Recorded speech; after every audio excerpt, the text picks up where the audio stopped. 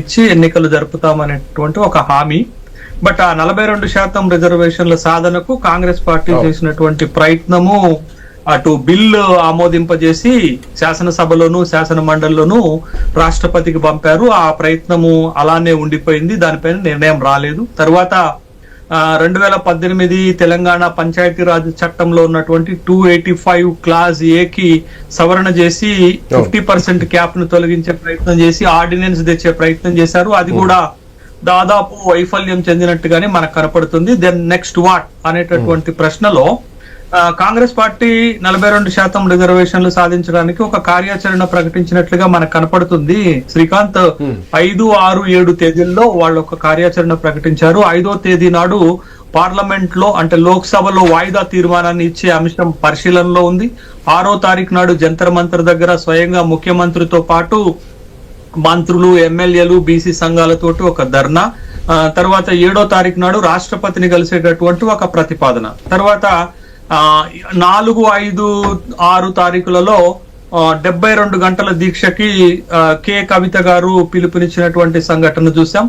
తర్వాత BRS party కూడా 8వ తారీఖు నాడు బీసీ గర్జన కరీంనగర్ లో ప్లాన్ చేస్తున్నట్లుగా మనం చూసాము. తర్వాత బీజేపీ కిషన్ రెడ్డి గారు చాలా బాధపడిపోతున్నారు. ఏంది అంటే 42% రిజర్వేషన్లు కాంగ్రెస్ ప్రతిపాదించిన ప్రకారం అయితే ముస్లింలకు 10% పోతాయి, బీసీలకు అన్యాయం జరుగుతుందని పాపం వాళ్ళు బాధపడిపోతున్నారు. అంటే అన్ని పార్టీలు కూడా బీసీల పట్ల బీసీల జపం చేస్తున్నట్టుగా, బీసీల కోసం కట్టుబడి ఉన్నట్టుగా, బీసీ అభివృద్ధి సంక్షేమాల కోసం పాటుపడుతున్నట్లుగా తీవ్రమైనటువంటి చర్చలు మేధోమదనం చేస్తున్నారు.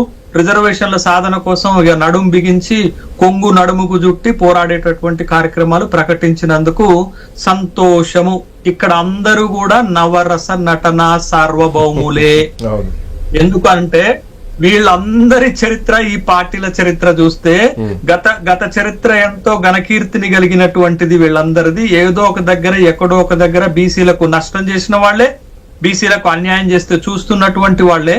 బట్ ఇవాళ రాజకీయ అవసరాల కోసం, బీసీల ఓట్ల కోసం ఈ జపాలు చేస్తున్నట్లుగానే మనకి కనపడుతున్నటువంటిది అంశం. అయితే దీంట్లో మనం శ్రీకాంత్ నీ చర్చలోనే నేను పాల్గొన్నటువంటి సందర్భంలోనే ఒక ప్రతిపాదన చేశాను ఒక 10 రోజుల క్రితం. నిజంగా కాంగ్రెస్ పార్టీకి చిత్తశుద్ధి ఉంటే ఒక ప్రైవేట్ బిల్లు 50 మంది ఎంపీలతోటి లోక్సభలో పెట్టండి, దేశవ్యాప్తంగా చర్చ జరుగుతుంది అన్నాను. సంతోషం, కాంగ్రెస్ పార్టీ 5వ తారీఖు నాడు లోక్సభలో వాయిదా తీర్మానానికి ప్రైవేట్ బిల్లుకి పెద్ద తేడా ఉండదు. వాయిదా తీర్మానానికి కూడా 50 మంది సంతకాలు పెట్టాలి, ప్రైవేట్ బిల్లుకి కూడా 50 మంది సంతకాలు పెట్టాలి. దానికి స్పీకర్ అనుమతి ఉండాలి, దీనికి స్పీకర్ అనుమతి ఉండాలి. దానికి ఓటింగ్ ఉండదు, దీనికి ఓటింగ్ ఉండదు. కాకపోతే ఒక చర్చ జరుగుతుంది దేశవ్యాప్తంగా. తెలంగాణలో బీసీల రిజర్వేషన్లు 42% ఇవ్వటం న్యాయమా కాదా, ఎట్లా ఇవ్వవచ్చు, ఇవ్వటానికి ఉన్నటువంటి అవకాశాలు ఏంటి అనేది ఒక పార్లమెంట్ అంటే ఒక చట్టసభలో, దేశ అత్యున్నతమైనటువంటి చట్టసభలో ఒక బ్రహ్మాండమైనటువంటి చర్చ జరుగుతుంది. దేశ ప్రజల ముందుకు వస్తుంది, పార్టీల వైఖరి తెలుస్తుంది, ప్రభుత్వాల స్టాండ్ తెలుస్తుంది. ఒక చిన్న బ్రేక్ తీసుకుందాం. బ్రేక్ తర్వాత డిబేట్ విల్ బి కంటిన్యూ.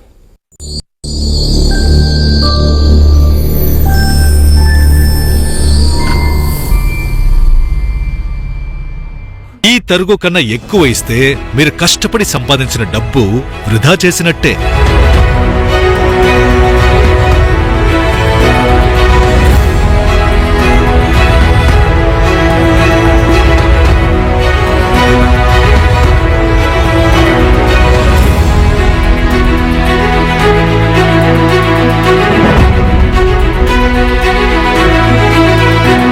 లలితాలో నగలు కొనండి, ఎక్కువ డబ్బులు ఆదా చేయండి. చూడడానికి ఇల్లు అందంగా ఉంటుంది, కానీ ఫ్లోర్స్ సంగతేంటి? ఎలిమ్ ఫ్లోర్ క్లీనర్స్ ఉందిగా. క్రిమి సంహారక మరియు ఫ్లోర్ పరిశుభ్రత, షైనింగ్ మరియు spotless. Elim floor cleaner. Kapu సామాజిక ప్రజలందరికీ నమస్కారం. మీ ఇంట్లో పెళ్లి చూపులు చూస్తున్నారా? కాపు మ్యాట్రిమనీ ద్వారా చూడండి. ఇది కాపు సమాజానికి ప్రత్యేకమైన నంబర్ 1 మ్యాట్రిమనీ సేవ. ఈ సేవను మన కాపు సంఘం ప్రజలందరూ వినియోగించుకోవాలి. Download Kapu matrimony app.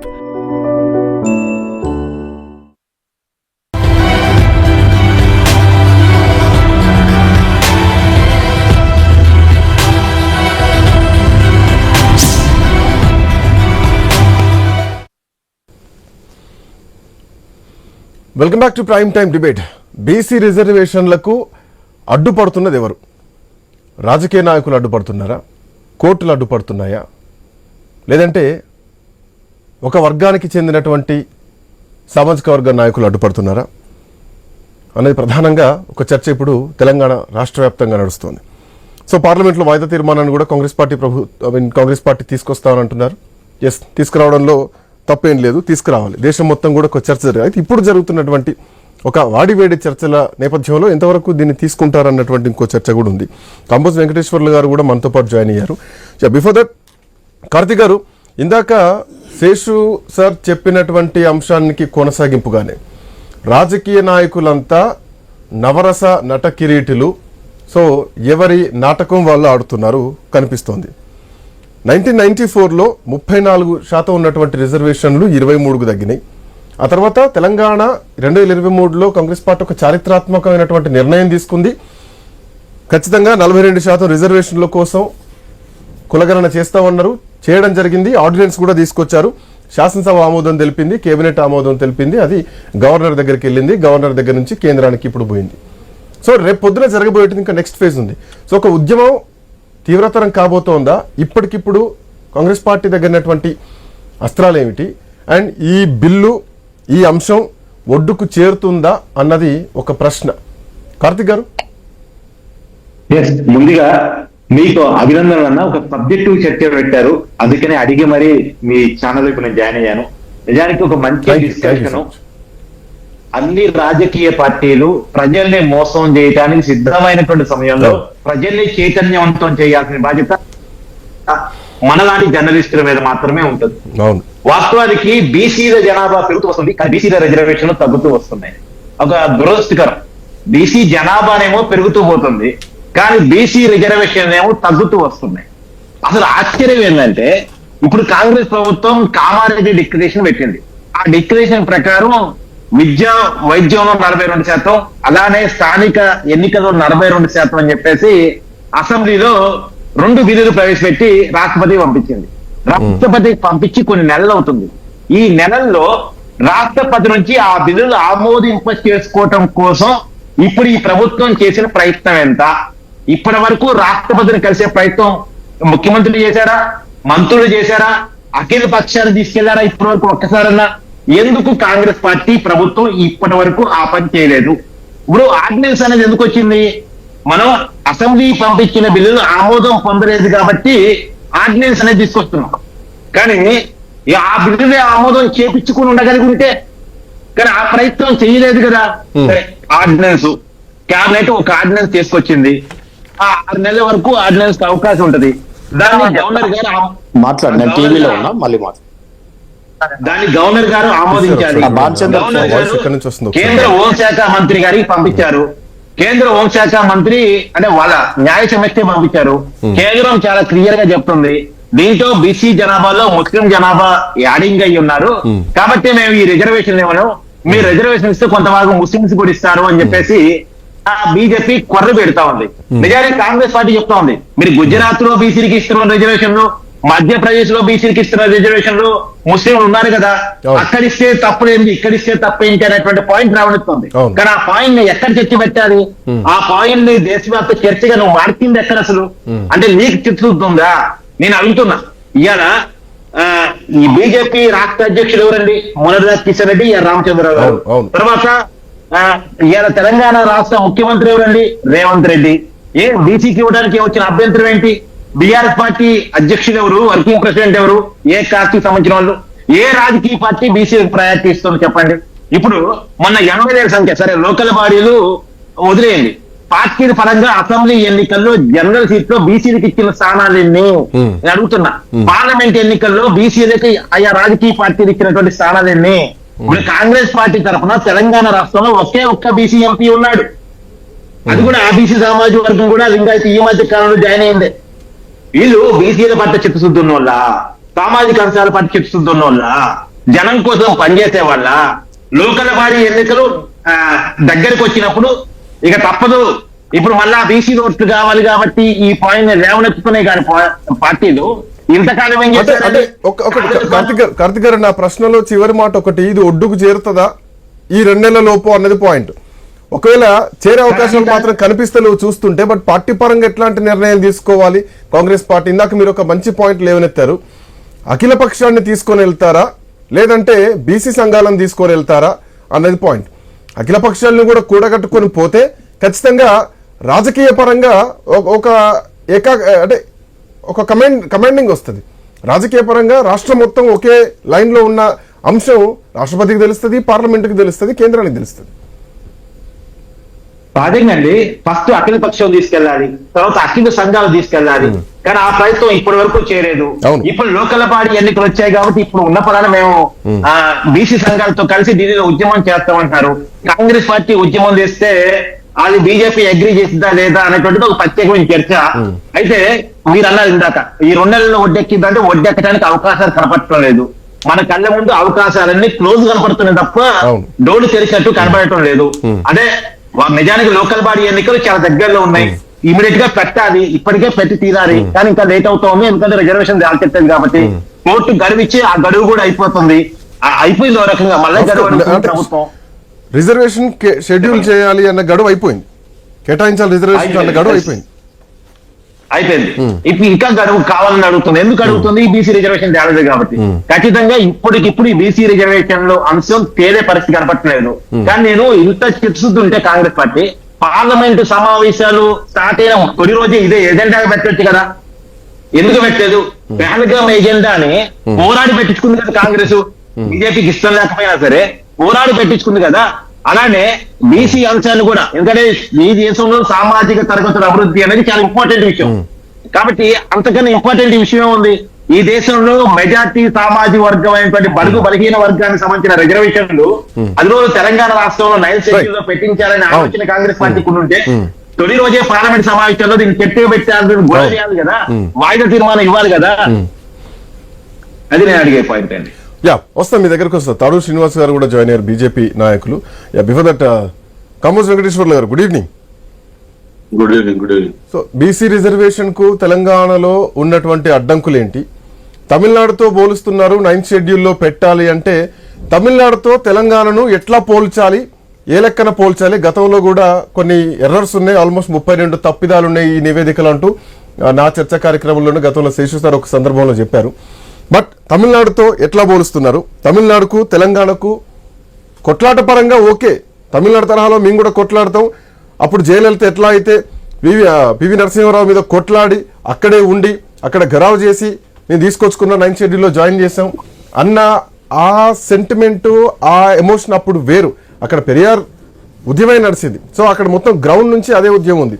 But తెలంగాణలో అట్లాంటి పరిస్థితి ఉందా? తెలంగాణలో సాధ్యమయ్యేటువంటి పరిస్థితులు కనిపిస్తున్నాయా? కంపోజ్ గారు. Good evening panel members and iNews viewers కు.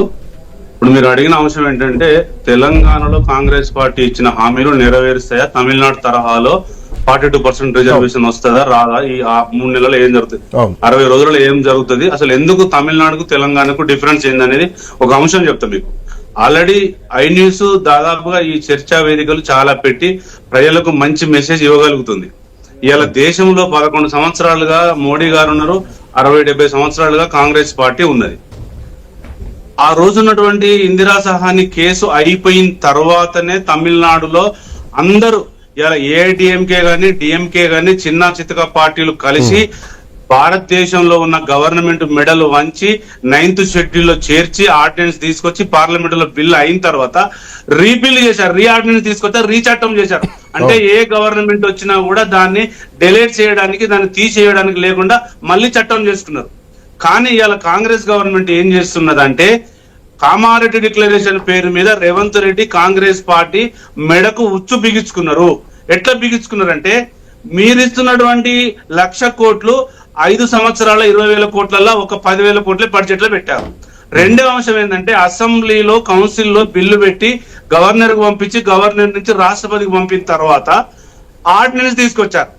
నేనేమంటున్నంటే ఇవాళ ఉస్మానియా కాకతీయ బీసీ సంఘాలు కూర్చున్న తర్వాత ఏం చెప్తారంటే రాష్ట్రపతి దగ్గర మీ బిల్లు పెండింగ్ లో ఉన్న తర్వాత ఆర్డినెన్స్ తీసుకురావడం అనేది చట్టవిరుద్ధం. అంటే రేవంత్ రెడ్డికి జ్ఞానం లేకుండా చట్టవిరుద్ధమైన కార్యక్రమాలు 20 నెలలుగా సాగిస్తున్నాడు అనేది ఇది ఒక రూపకం.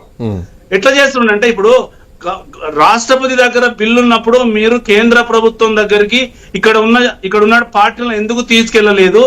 40 సార్లు 50 సార్లు మీరు ఢిల్లీకి వెళ్ళిన తర్వాత ఎందుకు ప్రధానమంత్రి గారిని బీసీల గురించి అడగలేదు?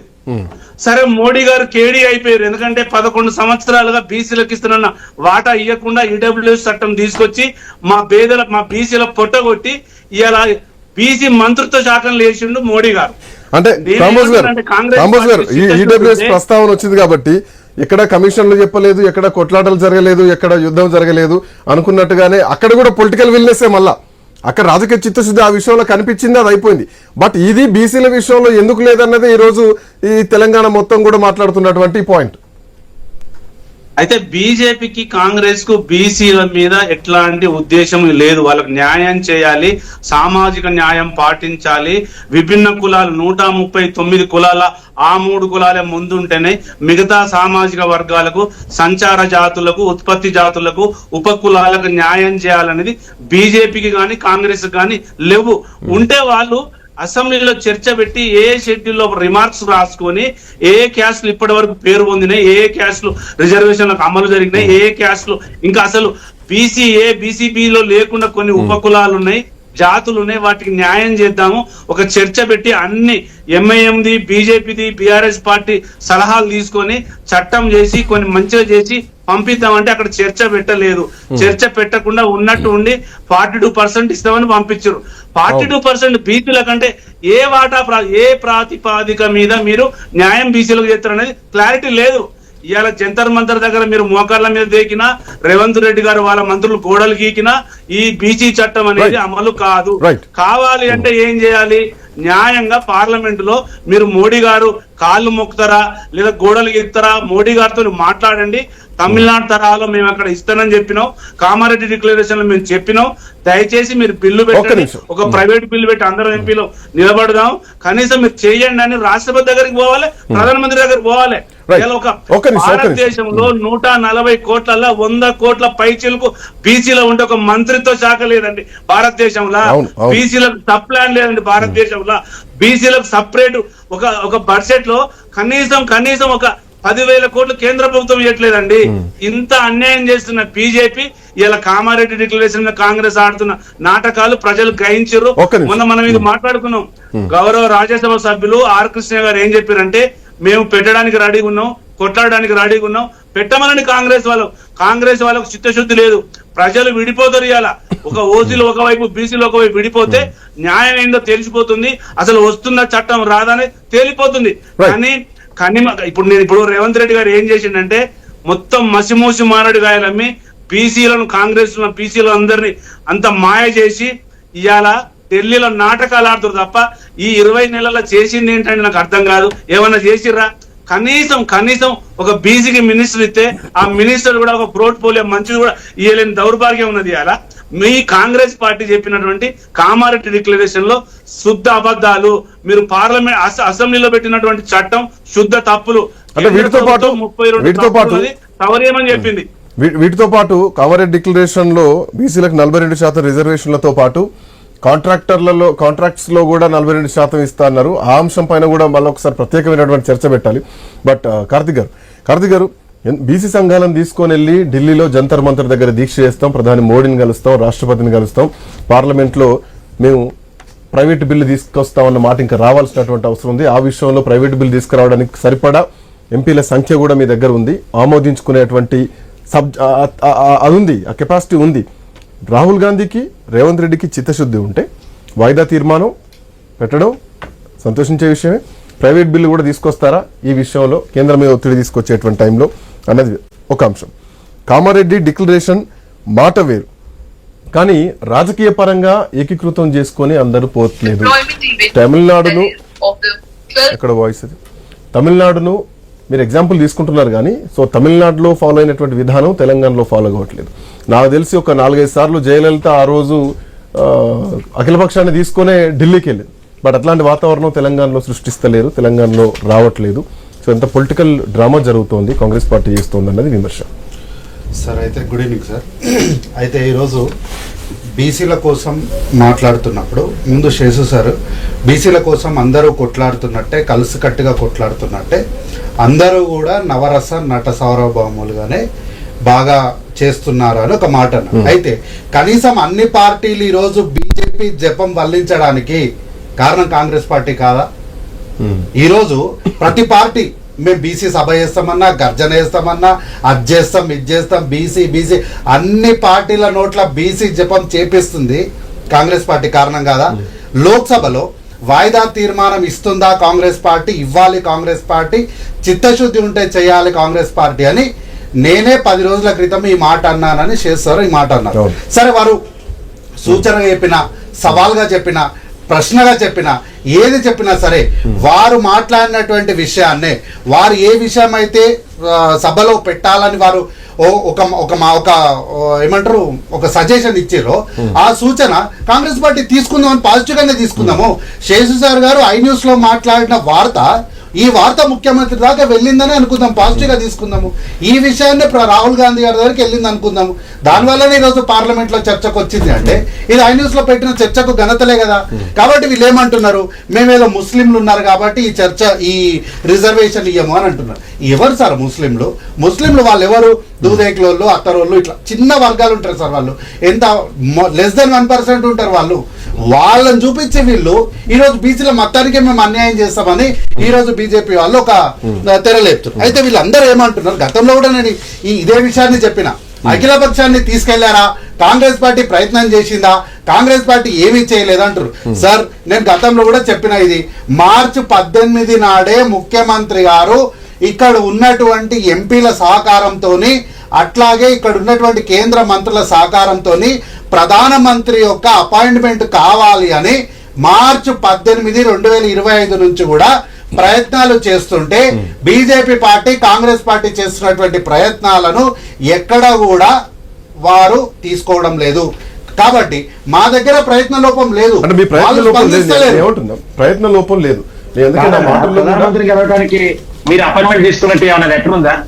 లేదా అపాయింట్మెంట్ కోసం ట్రై చేసినట్టు పిఎంఓకి లెటర్ రాశారా? వారి కనిపెట్టలేదు. అపాయింట్మెంట్ కావాలి కార్తిక్ గారు మాట్లాడే కాదు, బీజేపీ నుంచి. అవునండి, కార్తిక్ గారు కాదు కాదు కాదు నేను కార్తీక్ నన్ను అడిగేది. కార్తీక్ గారు సార్ కార్తిక్ గారు ఇదిగోండి లెటర్ చూపిస్తున్నాను నేను. మార్చి 18 ప్రధానమైనటువంటి వార్తాపత్రికలు వచ్చినటువంటి వార్తనే చూపిస్తున్నా నేను. దీనికోసం మీటింగ్ జరిగింది. అట్లాగే మేము మాత్రమే చేసి దులుపుకోలేదు. అట్లాగే ఈ రాష్ట్ర అధ్యక్షులైనటువంటి మహేష్ కుమార్ గౌడ్ గారికి కూడా గురుతరమైనటువంటి బాధ్యతను అప్పచెప్తూ రాహుల్ గాంధీ గారికి ఇక్కడ జరిగిన పరిస్థితులన్నింటి కూడా క్రోడీకరించి వారికి రిపోర్ట్ ఇవ్వమని కూడా చెప్పినాం. అయితే ఇందుకోసం అఖిలపక్షం కోసం కాంగ్రెస్ పార్టీ చేస్తున్నటువంటి ప్రయత్నంలో ఎక్కడ కూడా ప్రయత్న లోపం లేదు. అయితే ఇంతకుముందు మాట్లాడుకుంటూ బీజేపీ అధ్యక్షులు ఎవరు, బీఆర్ఎస్ అధ్యక్షులు ఎవరు, వీళ్ళకి ఎవరికి కూడా బీసీల పైన చిత్తశుద్ధి లేదని. ఎస్, బీఆర్ఎస్ కి బీజేపీకి చిత్తశుద్ధి లేదు, కానీ కాంగ్రెస్ పార్టీకి ఉంది. కాబట్టి కాంగ్రెస్ పార్టీ బలహీన వర్గాలకు సంబంధించినటువంటి మహేష్ కుమార్ గౌడ్ గారిని పార్టీ అధికారంలోకి వచ్చిన తర్వాత, అధికారంలో లేనప్పుడు అనేక మాటలు మాట్లాడొచ్చు. అంటే పార్టీ అధికారంలో లేదు కాబట్టి వారికి ఇచ్చారు, వచ్చినాక మళ్ళీ అగ్రవర్ణాలకు ఇస్తారనవచ్చు. కానీ పార్టీ అధికారంలో ఉన్న తర్వాత వారికి ఎమ్మెల్సీని ఇచ్చినాం, అట్లాగే పిసిసి అధ్యక్ష పదవి కూడా ఇచ్చినాం. కాబట్టి దీన్ని బట్టి కూడా దయచేసి అర్థం చేసుకోండి, బీసీల పట్ల కాంగ్రెస్ పార్టీ చిత్తశుద్ధి లేదన్న మాట కాదు. ఈవెన్ గతంలో శేషు సార్ కూడా అన్నారు, ఒక చారిత్రాత్మకమైనటువంటి నిర్ణయం కాంగ్రెస్ పార్టీ తెలంగాణలో తీసుకుంది. ఎప్పుడు లేనిది 100 ఏళ్ల తర్వాత మొట్టమొదటిసారి తెలంగాణలో తీసుకుంది. దీన్ని దేశవ్యాప్త చర్చలో పెట్టాలి, అవుతుందా కాదా సెకండరీ థింగ్. బట్ ఒక ఉద్యమం లేవడానికి ఒక నాంది పలికింది. కానీ ఇది అమల్లోకి రావాలంటే అమల్లోకి వచ్చేటువంటి పరిస్థితి ఉందా? సో అంటే మిగతా రాష్ట్రాలు, జార్ఖండ్ లో ఐ థింక్ 77% ఉంది రిజర్వేషన్లు, తమిళనాడులో కూడా 69% రిజర్వేషన్లు అమలవుతున్నాయి. తెలంగాణలో అమలయ్యి 9th షెడ్యూల్లో పెట్టడానికి ఉన్నటువంటి మార్గాలు ఏంటి? పొలిటికల్ గా అందరూ ఒక తాటిపైకి రావాలి. బట్ కాంగ్రెస్ పార్టీ కలుపుకొని పోయేటువంటి పరిస్థితిలో ఉందా? బీఆర్ఎస్ పార్టీ నాయకులు ఇదంతా ఒక బ్లఫ్ గేమ్, కేవలం స్థానిక సంస్థల ఎన్నికల కోసం నడుస్తున్నటువంటి డ్రామా అని చెప్పి చాలా విమర్శలు వస్తున్నాయి.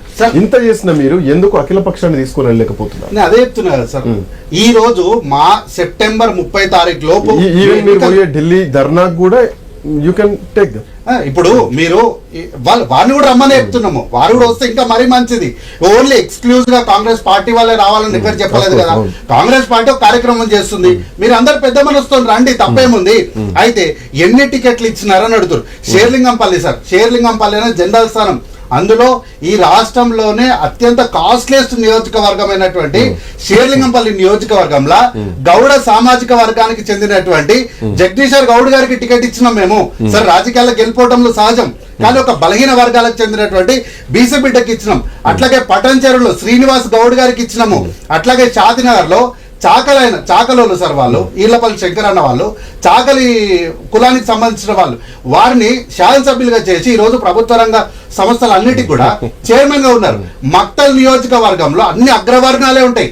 అట్లాంటి అగ్రవర్ణాల్లో బీసీ సామాజిక వర్గం, ముదిరాజ్ సామాజిక వర్గానికి డిక్లేర్ చేద్దాం అంటే మీరు చెప్తున్న లెక్క ఓకే, మంత్రిగా కూడా చేసినాం మేము.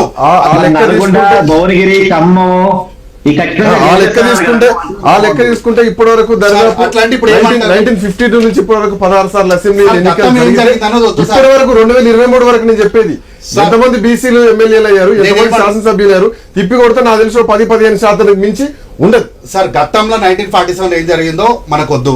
నేనేమంటున్నా, మిమ్మల్ని ఎందుకనద్దు, మీరే కదా అప్పటి నుంచి ఉంది, అప్పటి నుంచి ఉన్నది మీరే కాబట్టి ఖచ్చితంగా కాంగ్రెస్ పార్టీ ఫేస్ చేయాల్సినటువంటి క్వశ్చన్.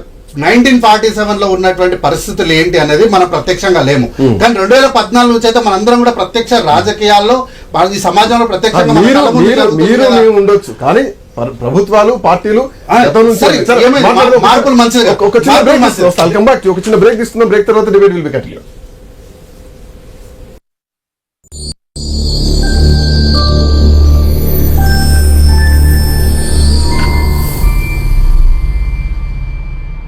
చూడడానికి ఇల్లు అందంగా ఉంటుంది, కానీ ఫ్లోర్స్ సంగతేంటి? ఎలిం ఫ్లోర్ క్లీనర్స్ ఉందిగా. క్రిమి సంహారక మరియు ఫ్లోర్ పరిశుభ్రత, షైనింగ్ మరియు స్పాట్లెస్. Elim floor cleaner. మన ఎర్నింగ్స్ కి ఎక్స్పెండిచర్ కి ఎప్పుడు పొంతన ఉండదు, అందుకే సరైన సేవింగ్స్ అవసరం. అది కపిల్ చిట్స్ తోనే సాధ్యం. నా ఎంపిక కపిల్ చిట్స్. కపిల్ చిట్స్, మీ కలలకు సాకారం. కాపు సామాజిక ప్రజలందరికీ నమస్కారం. మీ ఇంట్లో పెళ్లి చూపులు చూస్తున్నారా? కాపు మ్యాట్రిమనీ ద్వారా చూడండి. ఇది కాపు సమాజానికి ప్రత్యేకమైన నంబర్ 1 మ్యాట్రిమనీ సేవ. ఈ సేవను మన కాపు సంఘం ప్రజలందరూ వినియోగించుకోవాలి. Download Kapu matrimony app.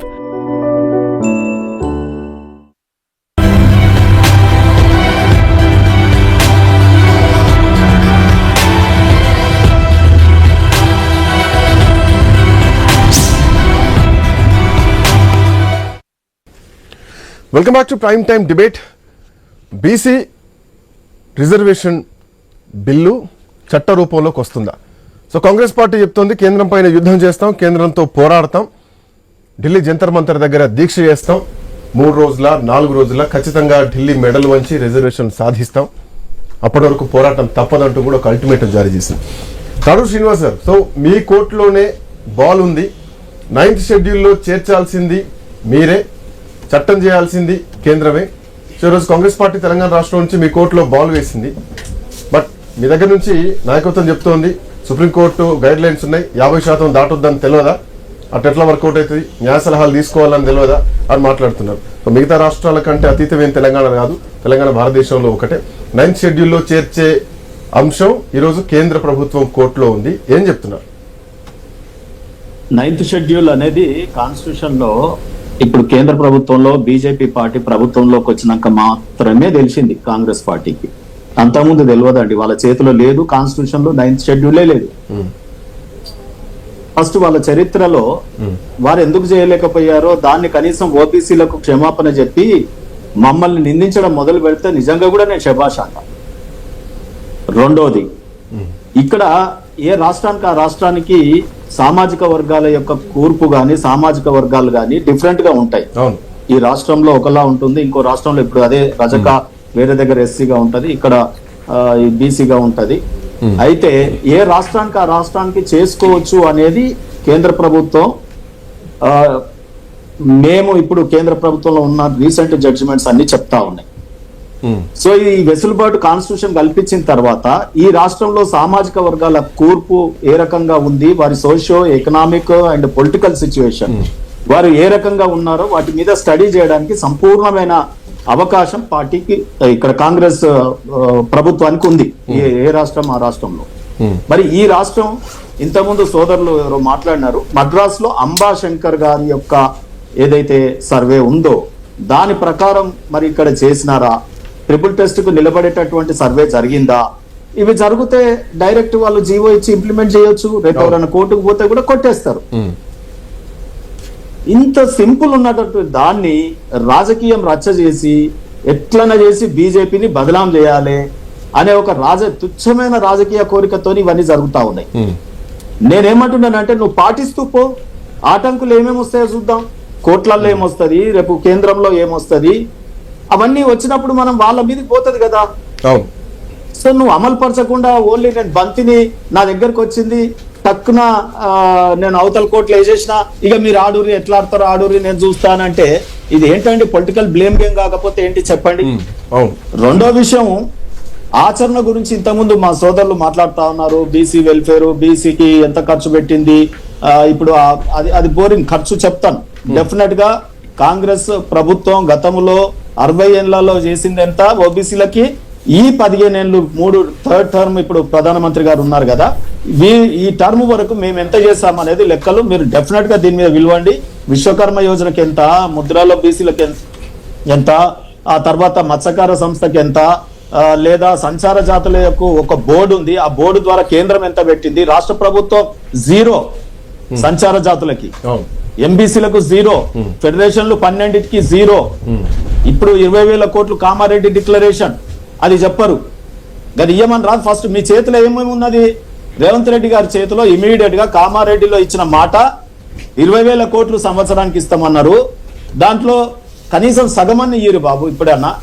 లేదు ఇమీడియట్ వారి చేతిలో ఏది ఎంబీసీలకు ఒక శాఖ పెడతామన్నారు, మంత్రిత్వ శాఖ, అది పెట్టమనండి. మా శంకర్ గారికే ఇవ్వమనండి. రెండవది అశాస్త్రీయంగా ఎంబీసీల విభజన ఇక్కడ జరిగింది. ఆ రోజు కార్పొరేషన్ ఏర్పాటు చేసినప్పుడు దాంట్లో అనేక కులాలు రాలేదు. అనవసరంగా సంచార జాతుల బోర్డుతో ఇక్కడ సంచార జాతుల ఫెడరేషన్ పెట్టుంటే సింక్ అయి ఎన్నో మ్యాచ్యూరిటీ గ్రాంట్లు, అంటే మనం ఒక 10 రూపాయలు ఇస్తే కేంద్రం 90 రూపాయలు ఇస్తుంది. అటువంటి సింక్ లేకుండా చేసినటువంటి పాపం బీఆర్ఎస్ పార్టీది గతంలో. దాని మీద ఏం చేయట్లేదు. ఆ తర్వాత టికెట్ల విషయం సోదరుడు పేరు ఒక్కొక్క కాన్స్టిట్యూన్సీ చదువుతుంటే నాకు నవ్వొస్తు. షేర్లింగంపల్లి అని, షాబాద్ అని. మరి నేను చదివితే నీకన్నా 8 ఎక్కువ ఉన్నాయి కదా మా ఎమ్మెల్యే సీట్లు, మా ఎంపీలు నీకన్నా 4 ఎక్కువ ఉన్నాయి కదా. సో ఆ రకంగా చదువుడు కాదు. నేనేమంటున్నా సోదరుని, కాంగ్రెస్ పార్టీ నుంచి ఇక్కడ రిప్రజెంట్ చేస్తున్న సోదరు నేను ఒకటే చెప్తా ఉన్నా, శాసనాలు గుదిబండలై కూర్చున్నాయి ఓబీసీల పట్ల. మా ఓబీసీ నాయకులే, మా కుల సంఘాలతో కూడా నేను విభేదిస్తున్నా, చాలా సార్లు మీటింగ్లలో చెప్తా ఉన్నా.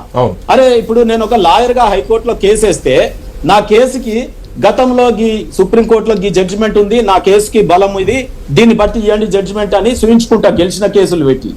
నేను ఓడిపోయిన నా కేసుకు సంబంధించిన ఏవైతే ఓటమి చెందినాయో ఆ కేసులు పెట్టి నేను ఆర్గ్యూ చెయ్యా. ఇక్కడ బీసీ సంఘాలకు నా విజ్ఞప్తి కానీ, మా వెంకటేశ్వర్లు అన్నకి ఇక్కడ చక్కగా మాట్లాడుతూ ఉంటారు. అక్కడనే వారు ఇప్పుడు ముగ్గురు ఉన్నట్టున్నారు మన ఎవరు అనలిస్టులుగా. ఎవరెవరు ఉన్నారండి?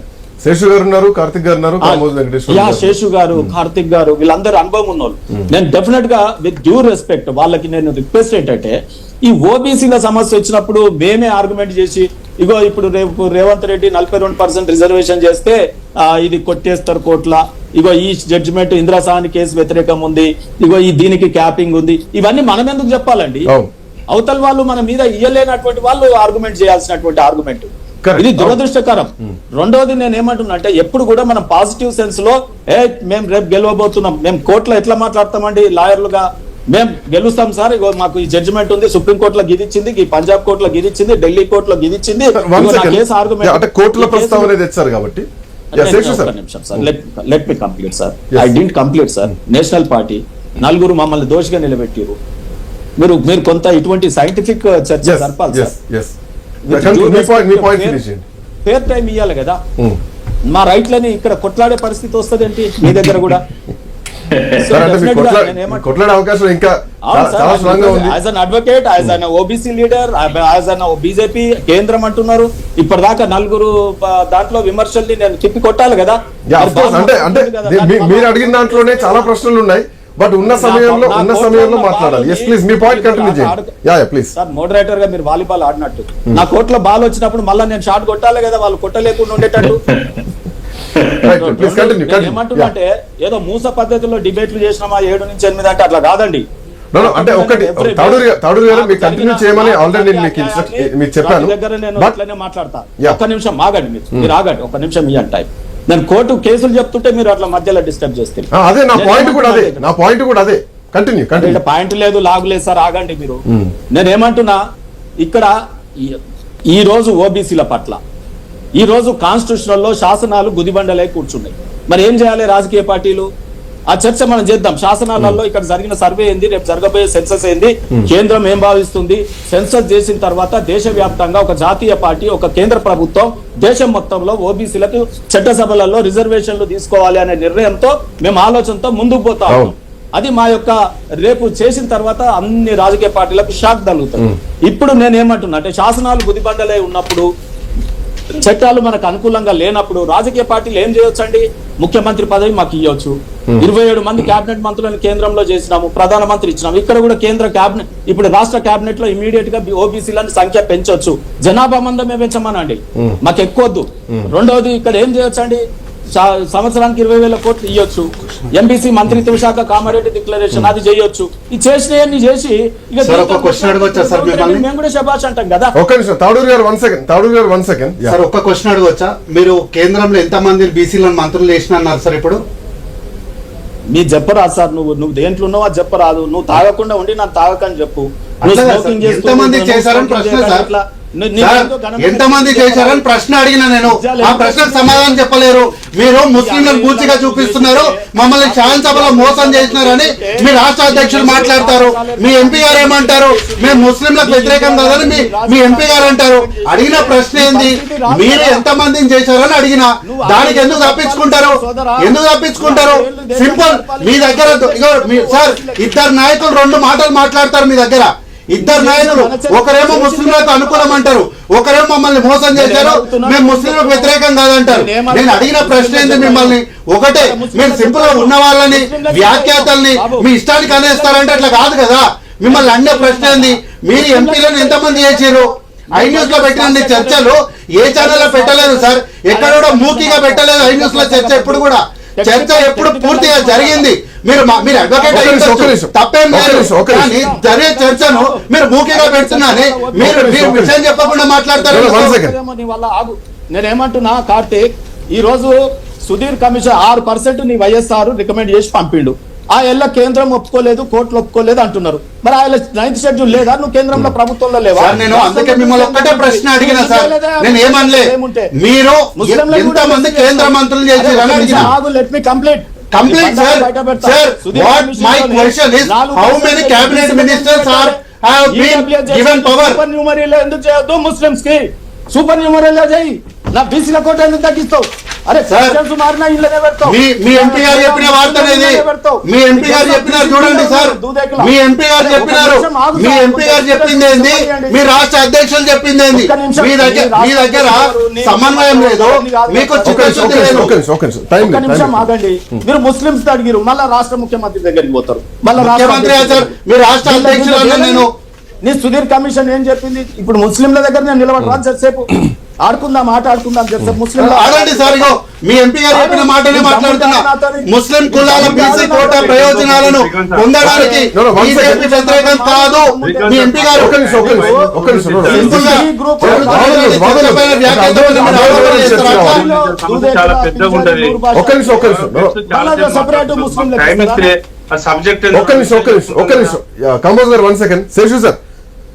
శేషు సార్, 9th షెడ్యూల్లో చేర్చడం సాధ్యమా? ఆ దిశగా కొట్లాట జరుగుతుందా? ఏం మాట్లాడినా సుప్రీంకోర్టు గైడ్ లైన్స్ ఉన్నాయి అన్నది ప్రధానంగా ఈరోజు చేస్తున్నటువంటి కామెంట్. కానీ సుప్రీంకోర్టు తీర్పుల్లో కూడా చాలా సందర్భాల్లో మారినవి ఉన్నాయి. Of course MR Balaji Mysore state విషయంలో కానీ, ఇందిరా సహాని కేసు విషయంలో కానీ, సేమ్ టైం తమిళనాడు విషయంలో కానీ చాలా మా కోర్టు తీర్పులు కూడా మారుకుంటూ వచ్చినాయి. ముందుగా ఎస్సీ వర్గీకరణకు సుప్రీంకోర్టు నో చెప్పింది, ఆ తర్వాత 2024లో అంగీకరించింది, తెలిసిన విషయం. ఆ తర్వాత ఈడబ్ల్యూఎస్ రిజర్వేషన్ కూడా మొదట్లో నో చెప్పింది, ఆ తర్వాత ఈడబ్ల్యూ రిజర్వేషన్ ని ఏ ఉద్యమాలు ఏ కమిషన్లు లేకుండానే దాన్ని ఓకే చేసింది కనిపిస్తోంది. 50% రిజర్వేషన్ దాటినటువంటి రాష్ట్రాలు ఉన్నాయి. తెలంగాణలో ఎందుకు ఇది కాలేకపోతుంది? మొదటి అడుగు ఇప్పుడే పడ్డదా? ఇది ఒక ఉద్యమమే జరగాల్సినటువంటి అవసరం ఉందా? తమిళనాడు తరహాలో, తమిళనాడుతో కంపారిజన్ అయితే నాకు కనిపించట్లేదు ఇక్కడ, బట్ ఆ స్థాయిలో పోయేటువంటి అవకాశాలు ఉన్నాయా? నేను 2 కీలకమైన విషయాలు చెప్తాను. మీరు అడిగిన అన్ని ప్రశ్నలకు దాంట్లో సమాధానం దొరుకుతుంది. దానికంటే ముందు ఒక చిన్న అంశం చెప్తాను. జిల్లాల పర్యటనకి బీసీ కమిషన్ లేకపోతే డెడికేటెడ్ కమిషన్ వచ్చినప్పుడు నేను ఇచ్చినటువంటి రిపోర్ట్ ఇది. రిజర్వేషన్లు ఎట్లా సాధించవచ్చో డీటెయిల్డ్ రిపోర్ట్ ఇచ్చాను. దాంట్లో ప్రత్యేక బిల్లు వాయిదా తీర్మానం కూడా పెట్టినటువంటి అంశం కాంగ్రెస్ మిత్రుడికి దీని ద్వారా చూపెడుతున్నాను. ఇక అంశంలోకి వస్తే 2 కీలకమైన అంశాలు చెప్తాను శ్రీకాంత్. పాయింట్ నెంబర్ 1 ఏంటి,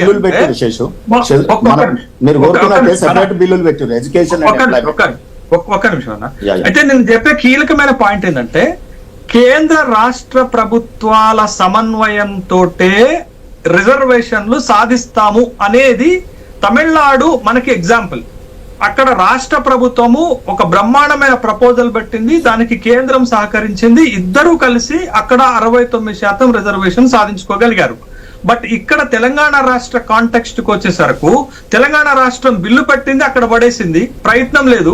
బట్ కేంద్ర ప్రభుత్వంలో కదలిక లేదు, ఆన్సర్ లేదు. అంటే 2 ప్రభుత్వాల మధ్య ఒక సమన్వయం లేకుండా ఇంత పెద్ద టాస్క్ ని పూర్తి చేయటం ఎట్లా సాధ్యమవుతుంది అనేది మనం ఇక్కడ వేసుకోవాల్సినటువంటి ప్రశ్న. ఇవాళ కాకపోయినా రేపైనా భవిష్యత్తులోనైనా ఈ రిజర్వేషన్లు సాధించాలి అంటే ఖచ్చితంగా రాష్ట్ర ప్రభుత్వము కేంద్ర ప్రభుత్వము సమన్వయంతో అది సాధించబడుతుంది. This is point 1. Point number 2, మీరు రిజర్వేషన్లు సాధించాలి అంటే రెఫరెన్సెస్ కి వెళ్ళండి. ఒక 2 బ్రహ్మాండమైన రిఫరెన్సెస్ చెప్తాను. ఇటీవల కాంగ్రెస్ పార్టీ ఒక సర్వే చేయించుకుంటే దాంట్లో తేలినటువంటి అంశం ఏంటి అని అంటే, వాళ్ళు ఒక సర్వే సంస్థ ద్వారా చేయించుకుంటే తేలిన అంశం, ఇప్పటి వరకు సర్పంచ్లు కాని కులాలు తెలంగాణలో 242 కులాలు ఉంటే 134 కులాలు బీసీలు ఉంటే 80 కులాలు ఇంతవరకు ఒకసారి కూడా సర్పంచ్ కాలేదట. తర్వాత 50 సంచార జాతుల కులాలు ఇప్పటి వరకు వార్డు మెంబర్లు కూడా కాలేదట. కేవలం ఈ రిజర్వేషన్లను 10 నుండి 15 కులాలే అనుభవించాయట. ఇది రిఫరెన్స్ చాలదా?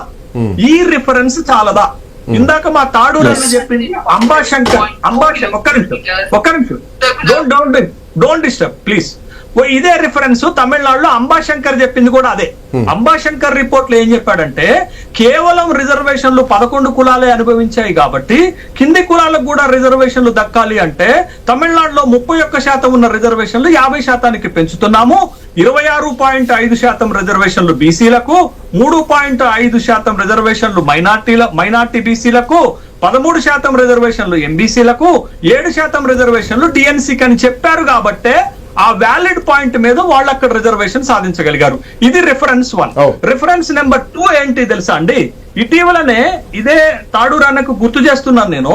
ఏంటి అని అంటే, ఇదే మోడీ ప్రభుత్వము 2017లో జస్టిస్ రోహిణి కమిషన్ వేస్తే రోహిణి కమిషన్ గారు 2022లో రిపోర్ట్ ఇచ్చారు. ఎంత అద్భుతమైనటువంటి రిపోర్ట్ తెలుసా అండి? మొత్తం రిజర్వేషన్లను ఇంతవరకు ఈ దేశంలో 97% రిజర్వేషన్లను 25% కులాలే అనుభవించాయి. 983 కులాలకు విద్యలో గాని ఉద్యోగాల్లో గాని సున్నా బెనిఫిట్. 984 కులాలు 2.6% మాత్రమే రిజర్వేషన్ పొందగలిగాయి. ఈ రిఫరెన్స్ సరిపోదా అండి? అంటే రిజర్వేషన్లు సాధించటానికి ఈ 2 రిఫరెన్సెస్ ఈ రిపోర్ట్ లో ఏది తెలంగాణ కాంగ్రెస్ ప్రభుత్వము పెట్టినటువంటి ఈ బిల్లులో రిఫరెన్స్ ఎందుకు పెట్టలే? ఇక్కడ భూసారి వెంకటేశ్వరరావు గారు ఇచ్చినటువంటి రిఫరెన్స్ లో ఏముంది తెలుసా? ఇంకా బీసీలు వెనకబడి ఉన్నాయి కాబట్టి రిజర్వేషన్లు ఏమంటే ఎవడన్నా ఇస్తాడా? ఇది వ్యాలిడ్ రిపోర్ట్ అవుతుందా? ఇది వ్యాలిడ్ బిల్ అవుతుందా? కాబట్టి రిఫరెన్సెస్ మీరు ఎందుకు పెట్టలేదు? ఎక్కడెక్కడ అన్యాయం జరిగిందో ఎందుకు పెట్టలేదు? ఎవరికి అన్యాయం జరిగిందో ఎందుకు పెట్టలేదు? ఎవరికి రిజర్వేషన్లు మేము ప్రపోజ్ చేస్తున్నామో ఎందుకు పెట్టలేదు? 42% ఎందుకు పెంచుతున్నారో రిఫరెన్స్ లో ఎందుకు క్లారిటీ ఇవ్వలేదు? ఎట్లొస్తుందండి రిజర్వేషన్ రావటం అంటే చెట్టుకున్న కాయ తెంపుకొని రావటానికి. బట్ ఇది ఒక డిఫికల్ట్ టాస్క్. ఈ టాస్క్ లో రాజ్యాంగం ఉంది, ఈ టాస్క్ లో చట్టం ఉంది, ఈ టాస్క్ లో న్యాయం ఉంది. ఇన్ని టాస్క్లు దాటితే గాని రిజర్వేషన్లు వస్తాయి. మీరు సూటిగా ఒక ప్రశ్న అడిగారు శ్రీకాంత్, ఇప్పుడు ఈ రిజర్వేషన్లు వస్తాయా అంటే, బట్ వీళ్ళు పెట్టిన ప్రపోజల్స్ తో గాని, వీళ్ళు పెట్టిన బిల్లుతో గాని, వీళ్ళు తెచ్చిన ఆర్డినెన్స్ తో గాని, రేపు వీళ్ళు లోక్సభలో పెట్టేటటువంటి వాయిదా తీర్మానంతో గాని, రేపు వీళ్ళు జంతర్ మంతర్ దగ్గర జరిగే పోరాటంతో గాని ఇప్పటికిప్పుడు రిజర్వేషన్ రాదు. బట్ ఒక బాట వేశారు. కాంగ్రెస్ ని అక్కడి వరకు అప్రిషియేట్ చేస్తాం, కానీ మాకు రిజర్వేషన్ రాకపోతే ఆవేదన వెలుబుచ్చొద్దు అంటే ఎట్లా? కాంగ్రెస్ చేస్తున్న ప్రయత్నాలను మేము అప్రిషియేట్ చేస్తాం. వస్తుందంటే ఆనందపడతాం, రాలేదు అని అంటే మేము ఖచ్చితంగా వ్యతిరేకిస్తాం. ఖచ్చితంగా ఎట్లా తేవాలో చెప్తాం. ఎట్లా తేవాలో చెప్పేదాన్ని కూడా మీరు అడ్మిట్ చేసుకోలేకపోతే, మేము చెప్పే సూచనలు కూడా మీరు విమర్శలుగా భావిస్తే రిజర్వేషన్లు ఎట్లా తేగలుగుతారు మీరు? కాబట్టి మేము చెప్పేది ఏంటి, కాంగ్రెస్ కి ఇన్ని రిపోర్ట్లు ఇస్తే మీరు ఎందుకు పెట్టలేదు? మీరు పెట్టిన బిల్లులో ఇన్ని తప్పులు ఎందుకు ఉన్నాయి? వీటన్నిటిని మేము ఫైండ్ అవుట్ చేసి బయటపెడుతుంటే మమ్మల్ని కాంగ్రెస్ వ్యతిరేకులు అంటే ఎట్లా? లేకపోతే కాంగ్రెస్ ని విమర్శిస్తున్నామంటే ఎట్లా? ఇప్పుడు మీరు చేస్తున్న ప్రయత్నాలు సరైన మార్గంలో లేవు, లక్ష్య మార్గంలో లేవు. ప్రతిసారి తమిళనాడు రిఫరెన్స్ తెస్తారు. తమిళనాడులో జరిగిన కొట్లాట ఏంటి, తమిళనాడులో పెట్టిన బిల్లు ఏంటి, తమిళనాడులో జరిగినటువంటి ప్రయత్నాలు ఏంటి, దాన్ని మీరు పెట్టండి. ఆ మోడల్ తీసుకోండి. బట్ ఒక తమిళనాడు మోడల్ సక్సెస్ అయితే ఒక బీహార్ మోడల్ ఫెయిల్ అయింది కదా. ఇందాక శ్రీకాంత్ గారు మీరు ఒక మాట చెప్పారు, తమిళనాడులో 69% అన్నారు, జార్ఖండ్ లో 77% అన్నారు. Exceptional cases Srikanth. జార్ఖండ్ వర్తించదు, ఎందుకంటే అది కంప్లీట్ గా గిరిజనులు ఉన్నటువంటి ఒక రాష్ట్రము. ఆ రాష్ట్రానికి జనాభా ప్రాతిపదిక మీద రిజర్వేషన్లు పోవాలి. కాబట్టి అక్కడ 77% పోయినా అది లెక్కలోకి రాదు. బట్ ఓవరాల్ జనరల్ గా తీసుకునేటప్పుడు మీరు 50% క్యాప్ అనేది పరిగణలోకి వస్తుంది. మీరు చెప్పొద్దన్నా ఆడ పరిణామాలు ఉంటాయి, మీరు చెప్పొద్దన్నా అక్కడ తీర్పులు ఉంటాయి. ఇప్పుడు మనం దాచిపెట్టినా దాగదు, అది ఓపెన్ డాక్యుమెంట్. కాబట్టి ఖచ్చితంగా ఈ ప్రయత్నం నాంది పలికారు. బట్ ఈ ప్రయత్నంలో లక్ష్యాన్ని సాధించుకునేటటువంటి మార్గాల్లో ఫెయిల్ అవుతున్నాం. ఆ ఫెయిల్ అవుతున్నటువంటి అంశాలను మేము బయట పెడుతున్నాం. కామరాజ్ గారు, ప్రయాణం అయితే మొదలైంది. సో ఢిల్లీ కేంద్రంగా యుద్ధం చేస్తామని మాట్లాడుతున్నారు. సింపుల్ క్వశ్చన్, ఎక్కువ టైం లేదు. గట్టెక్కుతుందా? ఎట్లాంటి పరిణామాలు ఉండబోతున్నాయి? నా ప్రశ్నకు టైం లేదని నేనే ప్రశ్న కుదించా. చెప్పండి. అంటే ఎట్లాంటి పరిణామాలు? ఒకవైపు అఖిల పక్షాన్ని కలుపుకొని పోవట్లేదు అన్నది వాళ్ళు ఒక రకం మాట్లాడుతున్నారు. అండ్ మోర్ ఓవర్ బీసీ సంఘాలను కలుపుకొని పోతున్నారా? బీసీ సంఘాలు అప్రిషియేట్ చేస్తున్నాయి, బీసీ సంఘాలు పాలాభిషేకం చేస్తున్నాయంటే ఈరోజు శేషాచారి చెప్పినటువంటి అంశాలన్నీ కూడా పరిగణలోకి తీసుకోవాల్సి వస్తుంది. ఎట్లా చూడొచ్చు?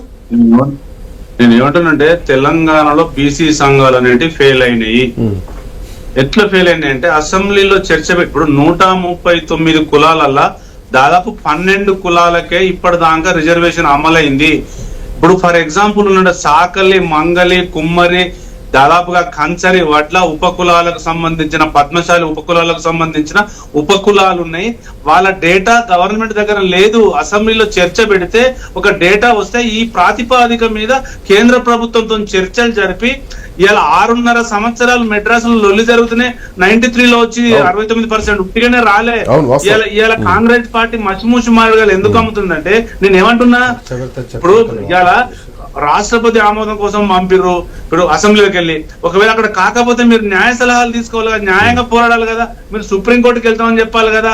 ఏం చెప్పకుండా జంతర్ మంతర్ దగ్గర ఇప్పుడు తాడూరు శ్రీనివాస్ గారు ఒక సలహా చెప్పారు. ఇప్పుడు నోటిఫైడ్ కాని కులాల గురించి ఒక జాతీయంలో ఒక బోర్డు ఉందని, మరి 140 కోట్ల జనాభాకు 110 కోట్ల జనాభా ఇప్పటి వరకు భూవకు లేని సూచికలో 140 స్థానంలో ప్రపంచంలో ఇప్పటి వరకు మరి 11 సంవత్సరాల ఆ సూచిక పనిచేయడం లేదా? సంచార జాతులకు, సేవా కులాలకు, ఉత్పత్తి జాతులకు మీరు బోర్డు పెట్టిన తర్వాత ఎందుకు నోటిఫైడ్ చేయలేదు? నోటిఫైడ్ కాని కులాలే ఉన్నాయి. ఇంకా ఎప్పుడు ఈ జాతి బాగుపడుతుంది? నేను అడిగేది ఏంటంటే, సూటిగా కాంగ్రెస్ పార్టీని, బీజేపీ పార్టీని మేం చేసినవా, మేం దక్కిచ్చినవా అని పక్కన పెట్టేసి సంఘాలు జరుచుకోవడం కాదు. బీసీ సంఘాలు, అన్ని పార్టీలో ఉన్నటువంటి బీసీ సంఘాలు ఏ తరహాలో న్యాయం చేస్తున్నాయి. ఇలా నిరంజన్ గారి దగ్గరికి, భూషణ్ వెంకటేశ్వర గారి దగ్గరికి పోతే శేషు సార్ చెప్పిన సమాధానం నాకు చెప్పారు. అది ఐ న్యూస్ గారికి మీకు కూడా నేను ఇచ్చిన. వాళ్ళ దగ్గర డేటా లేదు, సరిగా ఇక్కడ ప్రోగ్రామ్ జరగలేదు, కులకరణ జరగలేదు. లాస్ట్ మంత్ 16వ తారీఖు కేంద్ర ప్రభుత్వం గెజిట్ ఇచ్చింది. ఆ గెజిట్ నేను స్వాగతించిన. మీరు 100 సంవత్సరాల తర్వాత మీరు బీసీ కులాలు జనం చేస్తున్నారు. ఆ తరహాలో జరగాలి. జరిగినప్పుడే ప్రజలు రెండు వైపులా పోతారు, ఒకటి బీసీ ఒకటి ఓసీ అని. అప్పటి వరకు న్యాయం జరగదు. కాంగ్రెస్ పార్టీ 42% తీసుకురావడం అనేది కళ. కాంగ్రెస్ మాత్రం ఉన్న 34% 22% మార్గం లేదు సార్. మీరు 34 ఉన్న 34 22కు తేవచ్చు మీరు. అది మాత్రం మీరు చేయగలరు. అందుకే రాష్ట్రంలో ఉన్నటువంటి బీసీ సంఘాలు ఫెయిల్ అయినటువంటి అపవాదం ఈ రోజు మోయాల్సి వచ్చింది. 34 మీరు 22 మీ మీద కొట్లాడింటే ఇప్పుడు ఈ రోజు మీరు మాట్లాడే వాళ్ళే కాదు. డైరెక్ట్ స్టేట్మెంట్ డైరెక్ట్ ఎజెండా ఎత్తుకునేది లేదు ఈ విషయంలో. పడమోజు గంజుకుంటాడు తెలుసా, సాధన చూరు తెలుసా, నీకేం తెలుసా? మీకేం తెలుసు సార్? నేను వర్షం కులాలు చెప్తా మీకు. అందులో 90% కులాలు మీకు తెలియదు సార్. సార్ నేను కులాల పేర్లు చెప్తే మీకు 90% కులాల పేర్లు తెలియదు. అర్థమైందా? ఉట్టిగా మాట్లాడద్దు, 90% కులాల పేర్లు మీకు తెలియదు. అందులో 70% లిపి లేని కులాల గురించి అసలు మీకు అవగాహన లేదు. ఏనాడన్నా మీరు ఒక్క రోజన్నా అడవిలో పోయి బతుకుతే మీకు వాళ్ళ జీవితాలు ఎట్లుంటే తెలుసు. మీరు పట్టణాలలో కూర్చొని మాట్లాడితే కులేదు. ఒక్కసారి అడవిలోకి రండి, వాళ్ళ జీవితాలు వాళ్ళ యొక్క లిపి గురించి అర్థమవుతుంది. Anyway thank you Kamboj Venkateswara గారు, తాడూరు శ్రీనివాస్ గారు, ప్రొఫెసర్ శేషు సార్, కార్తిక్ గారు, అట్లా కట్ట కార్తిక్ గారు. సో మొత్తానికి బీసీ అంశం గట్టెక్కుద్దా? తెలంగాణలో బీసీ 42% రిజర్వేషన్ అమలు సాధ్యమవుతుందా? కేంద్రం చేతిలో, కేంద్రం కోర్టులో బాల్ ఉంది అని కాంగ్రెస్ పార్టీ చెప్తోంది. సో 42% రిజర్వేషన్లు ఇప్పటికే ఆర్డినెన్స్ చేయడం జరిగింది, శాసనసభ ఆమోదం చెప్పడం జరిగింది. యాజ్ పర్ కామారెడ్డి డిక్లరేషన్ ప్రకారం కాంగ్రెస్ పార్టీ చెప్తున్నటువంటి నేపథ్యంలో ఢిల్లీలో జంతర్ మంతర్ దగ్గర దీక్ష చేస్తాం, ఒక వాయిదా తీర్మానాన్ని ప్రవేశపెట్టాలని కోరుతాం, మోడీని కలుస్తాం, పార్లమెంట్లో చర్చ లేవనెత్తాలంటూ కోరుతాం అని చెప్తున్నటువంటి క్రమంలో 9వ షెడ్యూల్లో చేర్చడానికి కేంద్రం అంగీకరిస్తుందా? ఒకవేళ సుప్రీంకోర్టు ఇన్వాల్వ్ అయితే సుప్రీంకోర్టుకు సరైనటువంటి నివేదికలు రాష్ట్ర ప్రభుత్వం అందించేటువంటి పరిస్థితుల్లో ఉందా? ఈ ప్రశ్నలు చూడాలి, ఎట్లాంటి సమాధానాలు వస్తాయో కాలం గడుస్తుంటే. చూద్దాం. That's all for now. Next updates continue అయితే keep watching I news.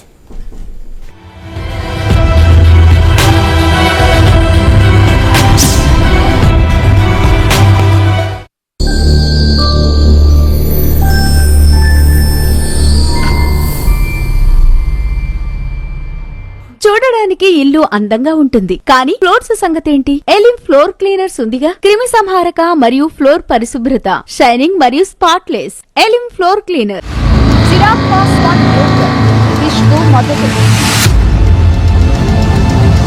Operation Mahadev లో పాక్ ఉగ్రవాదులు ఏ కొత్త మోడల్ ను భారత్ తీసుకురాలేకపోతుందా? సమావేశానికి కారణం అదేనా? సమకాలీన వార్తలపై సమగ్ర అయితే ఈరోజు రాత్రి 9:30 థాయ్ కాంబో వారాపడం కూడా నా ఘనతేనన్న వార్ స్టాపర్ ట్రంప్. యూకేతో మెగా ట్రేడ్ డీల్ తో ట్రంప్ కు షాక్ ఇచ్చిన భారత్. విశ్వాంతరాలలో అద్భుతాన్ని ఆవిష్కరించిన అంతరిక్ష సంస్థ నాసా. ఇండెప్త్ రేపు ఉదయం 9:30 మీ ఐ న్యూస్ లో.